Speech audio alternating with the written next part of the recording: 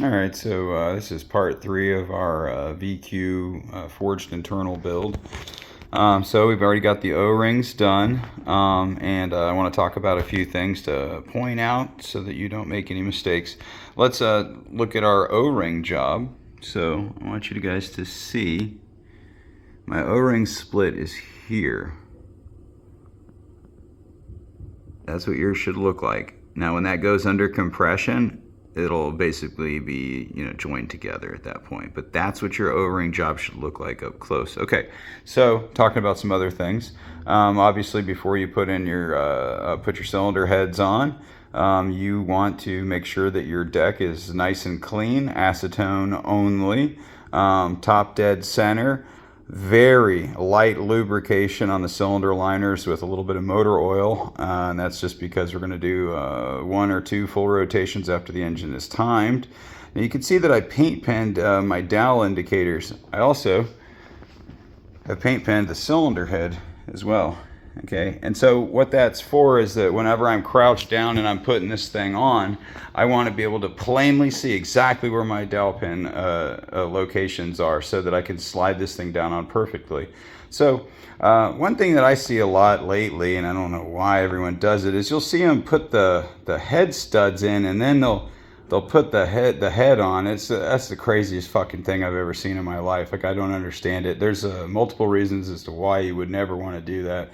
One of them is just potentially goring the deck of the cylinder head, which would be your obvious one. The other one would be a cross contamination of the ARP lubricant off of the threads into the bores and contaminating the gasket itself. So that's a bad idea. Studs go in after the cylinder head is set on the gasket, and make sure that you have those dowel pins. They're critical. So one other little trick that I do, and I think this probably messes up some guys, is so now I was lucky with this one. It was a pretty dry cylinder head, but after the machine shop, after they do valve work or whatever, you're gonna have residual motor oil or assembly lubricant all over this thing. So what I do is I'll put mine face down on paper towels. Now obviously deck down is always a bad idea, but I'm doing it on a cardboard with paper towels. I let them sit overnight so that any of those stud bores, valves, anything like that, and sometimes I'll actually put a couple paper towels just shoved up into the combustion chamber to make sure that I catch all that weeping. I don't want any residual weeping when I go through the anchoring process of the cylinder head. So, I've seen guys basically, like, especially if you take too long, that's one of them. If you don't have a dry setup and it's kind of a wet setup, if you're not getting the deck of that block, whatever side or bank you're working on vertical, that stuff is just going to drain at an angle and just go down trickle down your head gasket and contaminate between the cylinders and breach the head gasket eventually at some point. So I like to paint pen indicate those dudes. All right, so that's one of the first important things. Other one, before I do my stud work by hand, I run an old bolt, a nice dry one, down every single one of my threads.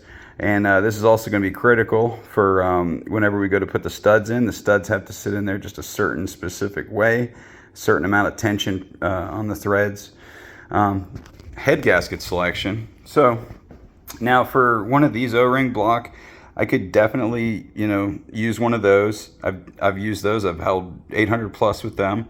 But this is cool. This is a Dynasty 96 millimeter MLSR head gasket, and it is very badass. So that's what we're going to be installing on this guy's setup. And just on a side note, no fingerprints on these head gaskets. If I'm not concerned about weepage and cross contamination from lubricants, then absolutely no fingerprints.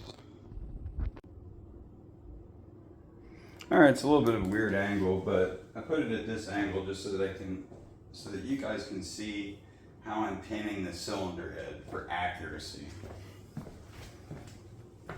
Okay.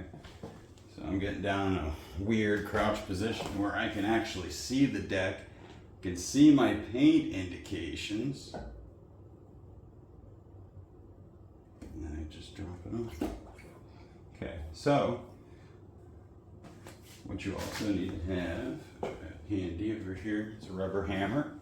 I'm just going to kind of knock that guy down onto its dowels, just like this. Okay, so that's something I see a lot of guys mess up. It should be literally just that simple. Now for the head studs.